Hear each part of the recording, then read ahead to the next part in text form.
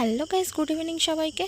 কেমন আছো সবাই? আশা করি সবাই ভালো আছো। পরব মৌসুমি ডেলি ব্লগ চ্যানেলে তোমাদের অনেক অনেক স্বাগত জানাই। এখন আমি মুড়ি মাখাবো, তাই জন্য শশা কেটে নিয়ে এসেছি। দেখো, শশার সঙ্গে শশার ছালটাও নিয়ে চলে এসেছি। শশা ছাড়াতে ছাড়াতে কীভাবে যে ছালটা চলে এসছে বুঝতেও পারিনি, ফেলে দিলাম। দিয়ে দেখো, এখানে শশা, গাজর আর টমেটো আর কি বলে পেঁয়াজ সব নিয়েছি। আর ছলাগুলো দেখো, কয়েকদিন ধরে কলা হয়েছে, মানে খাওয়া আর হচ্ছে না। পরমটা অসুস্থ, সেই জন্য ওকে তো খাওয়ানোই যাবে না, ওর তো ঠান্ডা লেগে আছে, গলাটা যেহেতু এখনও ফুলে আছে। মাসি বলছে যে এখন ছোলাটা দিও না, ছোলা খুব ঠান্ডা। তাই জন্য ও খায়নি বলে আমরাও খাবো, কেমন কেমন লাগছিল। আর এমনিতেও এই বাটি ভর্তি ছোলা ভিজিয়েছিল বরমশাই, তো সেখান থেকেই তো টুকটাক দু একটা করে অল্প অল্প করে খাওয়া হচ্ছিল।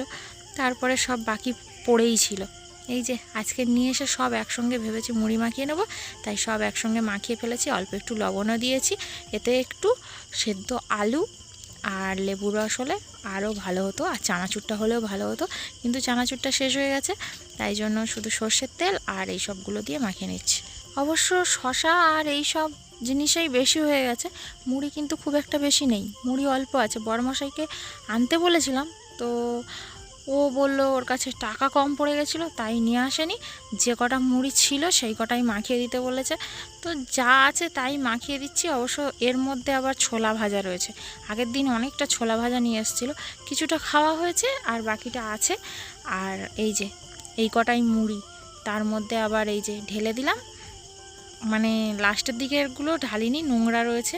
এই যে একটা পড়েছে, আমি আবার সেটা আবার ফেলে দিলাম। কেনা মুড়ি তো এটাই সমস্যা, কেনা মুড়িগুলোর দেখবে লাস্টের দিকে কিছু না কিছু নোংরা থাকেই, মানে দেখবে ইটের খোলা, বালির খোলা, যা হোক কিছু একটা থেকে যায়। তো এমনি ঘরে ভাজা মুড়ি হলে অতটা প্রবলেম হয় না, আর ঘরে ভাজা মুড়ির স্বাদও আলাদা। আমি অবশ্য মুড়ি ভাজতে পারি না খুব একটা ভালো, তবে মোটামুটি টুকটাক পারি আর কি। মানে ওই যে আমাদের গ্রামের দিকে ভাজে না বালির উপরে, আর তা কী বলে, ওই যে নারকেল গাছের যে পাতা তুলে যে ঝাঁটা টাইপের যেগুলো হয় না, ওগুলো আমরা ছোট করে একটা কুচি মতো করে নিয়ে ওইগুলো দিয়ে টানি, বেশ ভালোও লাগে। তবে অনেক দিন ভাজিনি তো, প্র্যাকটিস নেই। হয়ে গেছে মুড়ি মাখানো। মুড়ি মাখিয়ে দেওয়ার সঙ্গে সঙ্গে বরমশাই দেখো কোলের উপরে টেনে নিয়ে খেতে শুরু করে দিয়েছে। গামলাটা এমনভাবে ধরেছে, এমনভাবে নিয়েছে যেন মনে হচ্ছে ও একাই সব খাবে। আমি আবার বলতে আমাকে আবার দিয়ে দিল, বলল না ও খাও। মুড়িটা কিন্তু সত্যি খুব ভালো মাখানো হয়েছে, বেশ ভালো লাগছে খেতে, এই জন্যই বললাম আর কি, নিজের প্রশংসা নিজে করছি না। দেখো মুড়িটা তো আমাকে দিয়েছে, ওদিকে মুড়ি খাচ্ছে, কোলের বাচ্চাকে এতক্ষণ ধরে পাশে রেখে দিয়েছিল বিছানার উপরে, বাচ্চাটাকে আবার কোলে করে তুলে নিয়েছে। মানে ওটা না থাকলে ওর যেন মানে কি বলে খাবার হজম হয় না, এরকম একটা ব্যাপার স্যাপার, মানে আমি অত করে ভালো করেও বলতে পারলাম না। যাই হোক, মুড়ি খেয়ে কারোর হলো না, এখন চলে এসেছি স্টেশনের কাছে, আমরা যেখানে ফুচকা খেতে আসি সেখানে। কিন্তু ফুচকা ব্যাপারী বসেনি, ওই পারে একটা ফুচকা ব্যাপারী বসেছে, কিন্তু অনেকটা রাত হয়ে গেছে, প্রায় 8:30 বেজে গেছে। তো ও জিজ্ঞেস করতে গেছিলো, আমি এপারে দাঁড়িয়েছিলাম যে ফুচকা আছে কি না, বললো নেই, তাই জন্য ঘুরে চলে আসতে। সাইকেলটা আমাদের পঙ্খিরাজকে এইখানে দাঁড় করিয়ে রাখা ছিল, তাই জন্য আমিও এখানে দাঁড়িয়েছিলাম। লাস্টে যদি কেউ চুরি করে নিয়ে চলে যায়, ব্যস্ত হয়ে গেল, আমাদের হেঁটে হেঁটে বাড়ি তো যেতেই হবে। প্লাস আমাদের সাইকেলটা তো আমাদের বলতে নয়, ভাইয়ের সাইকেল, ভাইয়ের পুরো একদম লস।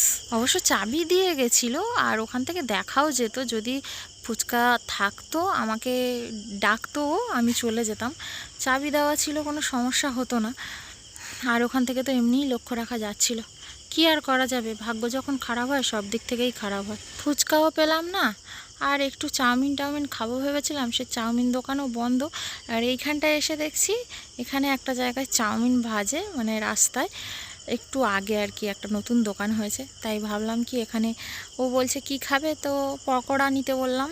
এই যে পকোড়া নিয়ে নিয়েছে, দুজনের জন্য দুটো পকোড়া। তবে হ্যাঁ, পকোড়ার টেস্টটা কিন্তু খুব সুন্দর, তা পকোড়ার টেস্ট ভালো দেখে আমরা আরও দুটো পকোড়া, দুটো না 3টে পকোড়া মানে ঘরের জন্য প্যাক করে নিয়েছিলাম।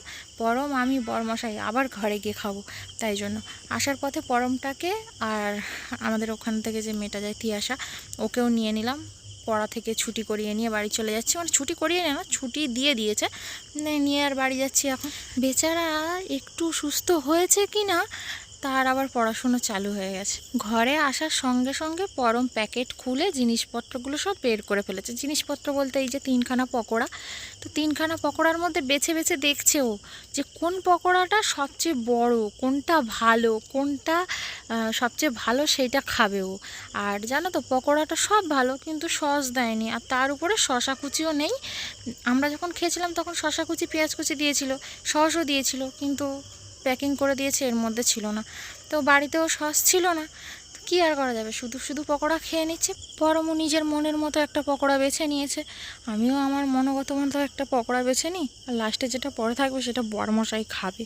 ও যখন ফোন টিপছে বসে বসে, অনেকক্ষণ থেকে বলছি যে নাও একটা পকোড়া নিয়ে নাও, নিচ্ছেই না, কথা শুনছে না, বসে বসে ফোন টিপে যাচ্ছে। আমি একটা নিয়ে নিলাম, দেখো খেতে কিন্তু দারুণ টেস্টি। তো গাইস, পকোড়া খেতে খেতে আজকের ভিডিওটা এখানে শেষ করছি। সবাই ভালো থেকো, সুস্থ থেকো, সাবধানে থেকো। আবার দেখা হচ্ছে পরের একটা ভিডিওর সাথে। আর ভিডিওটা ভালো লাগলে লাইক, কমেন্ট, শেয়ার, সাবস্ক্রাইব সব করো। আর আমার গালে ব্যথা, সেটাই তোমাদের একটু দেখিয়ে দিলাম, মানে দাঁতের মধ্যে কিছু একটা ঢুকেছে। যাই হোক, আজকের মতো গুড নাইট, টাটা।